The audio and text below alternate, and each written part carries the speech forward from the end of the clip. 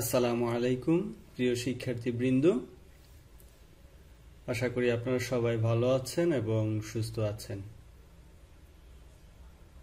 আপনাদেরকে অনেক অনেক শুভেচ্ছা ও অভিনন্দন জানাচ্ছি আজকের এই টিউটোরিয়ালে।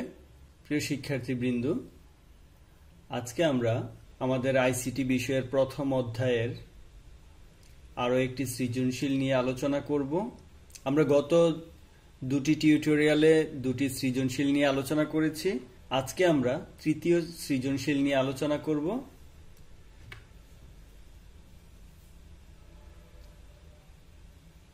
উদ্দীপকটি হচ্ছে, এস সাহেব একজন বড় ব্যবসায়ী।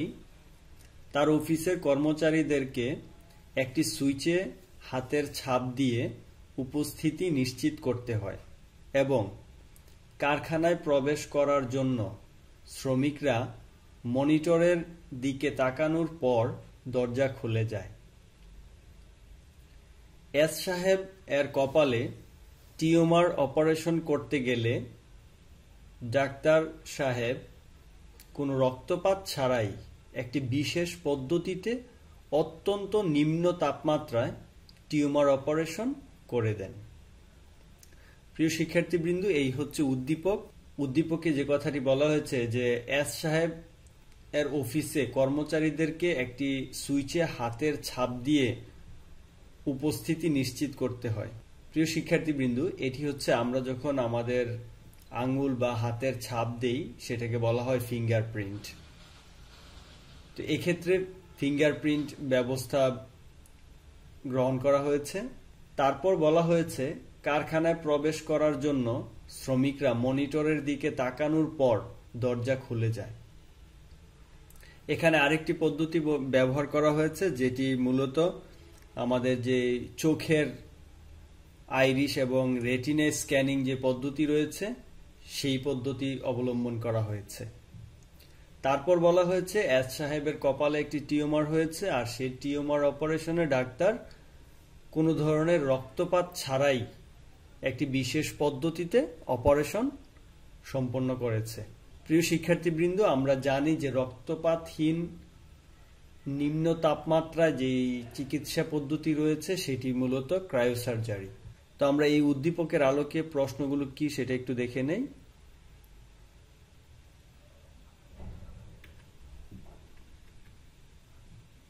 ক নং হচ্ছে রোবোটিক্স কি।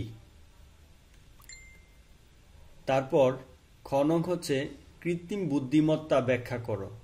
ঘ নং আছে উদ্দীপকের আলোকে এস সাহেবের টিউমার অপারেশনের কোন প্রযুক্তি ব্যবহার করা হয়েছে ব্যাখ্যা করো। ঘ নং হচ্ছে উদ্দীপকের এস সাহেবের অফিসের উপস্থিতি নিশ্চিত ও কারখানায় প্রবেশের প্রক্রিয়াদ্বয়ের মধ্যে কোনটি বহুল ব্যবহৃত। প্রিয় শিক্ষার্থীবৃন্দ, তাহলে আমরা দেখে নেই যে প্রশ্নগুলো রয়েছে এর উত্তরগুলো। ক নং রোবোটিক্স কি। উত্তরটি হচ্ছে প্রযুক্তির যে শাখায় রোবটের নকশা বা ডিজাইন, গঠন, পরিচালনা প্রক্রিয়া, কাজ ও প্রয়োগ ক্ষেত্র সম্পর্কে আলোচনা করা হয় সেই শাখাকে রোবোটিক্স বলে।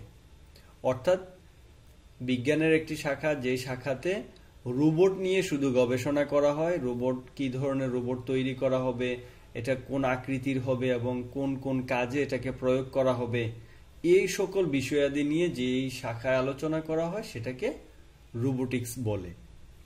আশা করি বুঝতে পেরেছেন।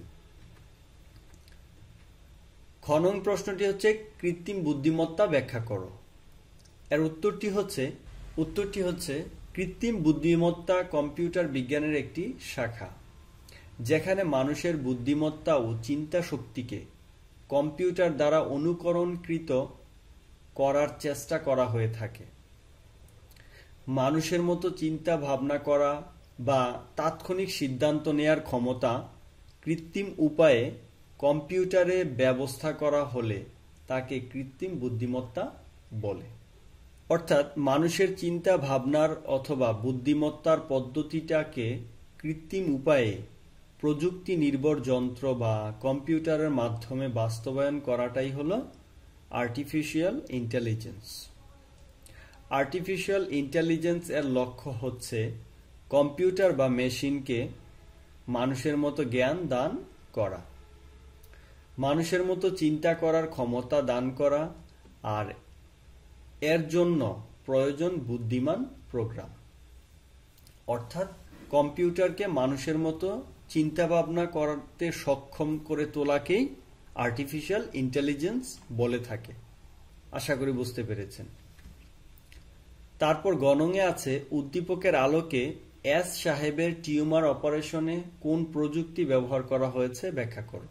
উত্তরটি হচ্ছে, যেহেতু রক্তপাত ছাড়াই অত্যন্ত নিম্ন তাপমাত্রায় এস সাহেবের অপারেশন করা হয়েছে, সুতরাং এস সাহেবের অপারেশনে ক্রায়োসার্জারি ব্যবহার করা হয়েছে। ক্রায়োসার্জারি বা ক্রায়োথেরাপি হল অস্ত্রোপচারের অন্যতম একটি আধুনিক পদ্ধতি। অস্বাভাবিক টিস্যু ধ্বংস করতে নাইট্রোজেন বা আর্গন গ্যাস হতে উৎপাদিত প্রচণ্ড ঠান্ডা তরল ত্বকের বাহ্যিক চামড়ার চিকিৎসায় ব্যবহৃত হয়, যা ক্রায়োসার্জারি নামে পরিচিত। গ্রিক শব্দ ক্রায়ো এর অর্থ বরফের মতো ঠান্ডা এবং সার্জারি এর অর্থ হাতের কাজ। খুব শীতলীকরণ তরল পদার্থ প্রয়োগের মাধ্যমে শরীরের অসুস্থ বা অস্বাভাবিক টিস্যুকে ধ্বংস করার চিকিৎসা পদ্ধতিকে ক্রায়োসার্জারি বলে। প্রিয় শিক্ষার্থীবৃন্দ, আমরা যখন ক্রায়োসার্জারি সম্পর্কে আলোচনা করেছিলাম সেখানে আমরা জেনেছি যে ক্রায়োসার্জারি হচ্ছে নিম্ন তাপমাত্রা প্রয়োগ করে আমাদের শরীরের অসুস্থ ও অস্বাভাবিক টিস্যুগুলোকে ধ্বংস করা হয়ে থাকে। এক্ষেত্রে তরল nitrogen, carbon die oxide, argon ও ডাইমিথাইল ইথার প্রোপেন ইত্যাদি ব্যবহার করা হয়। এ সকল পদার্থকে একটি গোলাকার নলে নিয়ে তুলার সাহায্যে রোগাক্রান্ত টিস্যুর উপর প্রলেপ দেওয়াকে ক্রায়োপ্রোব বলে। তারপর হচ্ছে বিভিন্ন রোগ ও অসুস্থ কোষের চিকিৎসায় এটি ব্যবহৃত হয়। বিশেষ করে অসুস্থ ত্বকের পরিচর্যায় এটি বেশি ব্যবহার করা হয়। তাছাড়া লিভার ক্যান্সার, প্রোস্টেট ক্যান্সার, ফুসফুস ক্যান্সার, মুখ বা ওরাল ক্যান্সার সহ বিভিন্ন রোগে অসুস্থ ত্বক সতেজ করে তুলতে এটি ব্যবহার করা হয়। ত্বকের অসুস্থ কোষকে অতি শীতল তাপমাত্রায় ধ্বংসের মাধ্যমে ক্রায়োসার্জারি কাজ করে, কারণ অতি নিম্ন তাপমাত্রায় বরফ স্ফটিক ত্বকের অসুস্থ কোষকে ধ্বংস করে রক্ত সঞ্চালন ঠিক করে। তথ্য প্রযুক্তি ব্যবহার করে কম্পিউটার নিয়ন্ত্রিত ক্রায়োপ্রোব ব্যবহার করে বর্তমান সময়ে নিখুঁতভাবে ক্রায়োসার্জারি করা হয়। প্রিয় শিক্ষার্থীবৃন্দ, আমরা জানি ক্রায়োসার্জারি আমাদের যে বাহ্যিক ত্বকের যে সমস্যা রয়েছে সেগুলোতে ব্যবহার করা হয়, কিন্তু এই ত্বকের চিকিৎসা ছাড়াও আরো অনেক চিকিৎসা এটি ব্যবহার করা হয়, যেমন লিভার ক্যান্সার, প্রোস্টেট ক্যান্সার, ফুসফুস ক্যান্সার বা মুখ বা ওরাল ক্যান্সারের জন্য কিন্তু এটি ব্যবহার হয়ে থাকে। তারপর আমরা দেখব পরবর্তী প্রশ্নটি।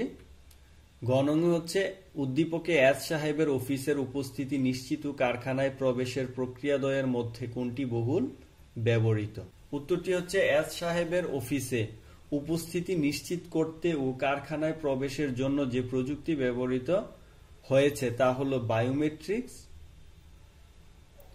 বায়োমেট্রিক্স হচ্ছে এক ধরনের কৌশল বা প্রযুক্তি যার মাধ্যমে মানুষের মুখমণ্ডল, হাতের আঙ্গুল ও রেখা, রেটিনা, আইরিশ, ব্যক্তির আচরণ, হাতের লেখা, কথা বলা বা চলাফেরার স্টাইল, ব্যক্তিত্ব প্রভৃতি দ্বারা নির্দিষ্ট ব্যক্তিকে চিহ্নিত বা শনাক্ত করা যায়। উদ্দীপকে কারখানায় প্রবেশের সময় শ্রমিকদের মনিটরের দিকে তাকাতে হয়, অর্থাৎ কারখানায় প্রবেশের সময় শ্রমিকদের চোখের রেটিনা বা আইরিশ ব্যবহৃত হয়। তারপর হচ্ছে চোখের রেটিনা বা আইরিশ স্ক্যান পদ্ধতিতে চোখ ও মাথাকে স্থির করে একটি ক্যামেরা সম্পন্ন ডিভাইসের সামনে ঠিকমতো দাঁড়াতে হয় যা অনেক সময় ঠিকমতো হয় না। তাছাড়া এই পদ্ধতিতে ব্যবহৃত ডিভাইসের দাম ও মেমোরি অত্যাধিক।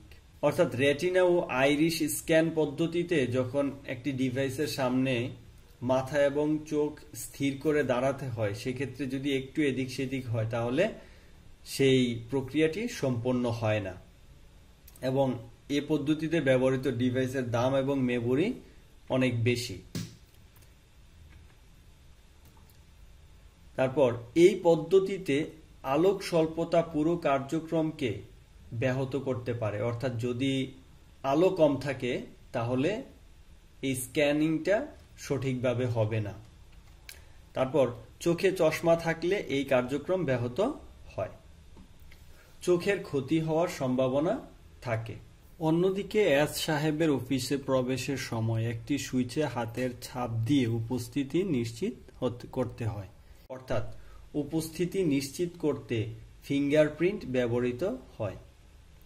উপস্থিতি নিশ্চিত করতে ফিঙ্গারপ্রিন্টের জনপ্রিয়তা সর্বাধিক, কেননা ফিঙ্গারপ্রিন্ট পদ্ধতিতে ব্যবহৃত ডিভাইসের দাম কম, তাই এ পদ্ধতি ব্যবহারে খরচ তুলনামূলক কম, কিন্তু সফলতার হার প্রায় শতভাগ। তাছাড়া শনাক্তকরণের জন্য খুবই কম সময় লাগে।